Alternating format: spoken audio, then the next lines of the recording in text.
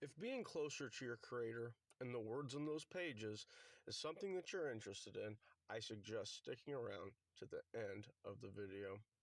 Fair warning, it's not going to be an easy video to watch, but I've sat around my whole life as I've watched pastors, evangelists, and teachers, and everybody else attempt to bring people closer to their Bible and get them more interested. So today, I'm going to do something a lot different, but you will be closer to your Creator by the end of the video. It's going to be a difficult one. Stay with me. Stay strong. It's necessary, and it's important to know what I'm about to tell you. So, in the occult, these people do bad things. My information source is Russ Dizdar. Okay, he's done a lot of books on the occult. He was murdered, by the way. So, there's that. And the Satanic Panic that took place in the 1980s. And the testimonies of the satanic ritual abuse survivors mixed with my own research over about 20 years. So what I'm saying is the truth. I believe that it's the truth with 100% of my mind. I have evidence to support it, and I have ex-occultists who have came forward and confirmed everything that I'm about to say to you. Okay?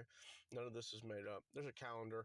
4 times a year, human sacrifice is required to these people, okay? In order to maintain power here in Satan's world. Satan's not going to give them power unless they commit the sacrifice.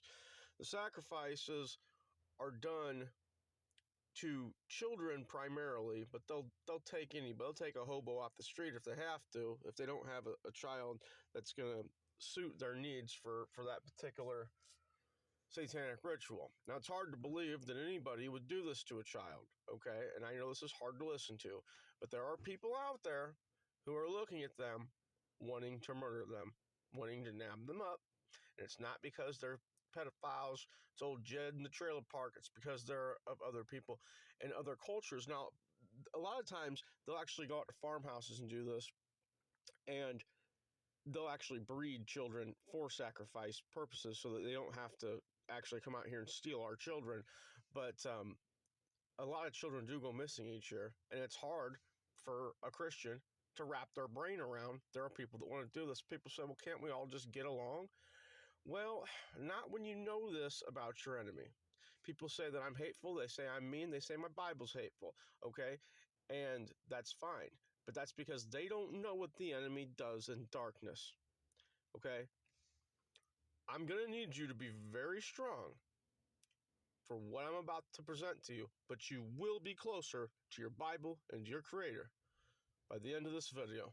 I make that promise to you, okay?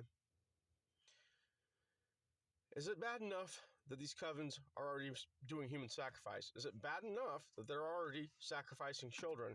How could it get any worse? Well, some of these covens don't just sacrifice a child. Some of these covens actually keep the child alive and screaming as long as they possibly can and put them through the worst possible things that your mind could ever imagine for as long as they possibly can, and it actually draws their gods to them, and they harness power from the spiritual realm for their craft that way, okay? And when you know this about these people, it becomes impossible to get along with these people.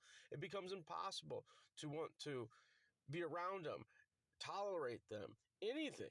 I mean, it's pure evil. And they like to do this at 3 in the morning. And that's the reason that there's a phenomenon that you people wake up at 3 in the morning, because that's when it's taking place. See, I know what's done in the groves. I know what's done in the mountaintops. You see what I'm saying? And when you know this about these people, it changes you and it brings you closer to your faith. And I hope that I've done that today. Blessings.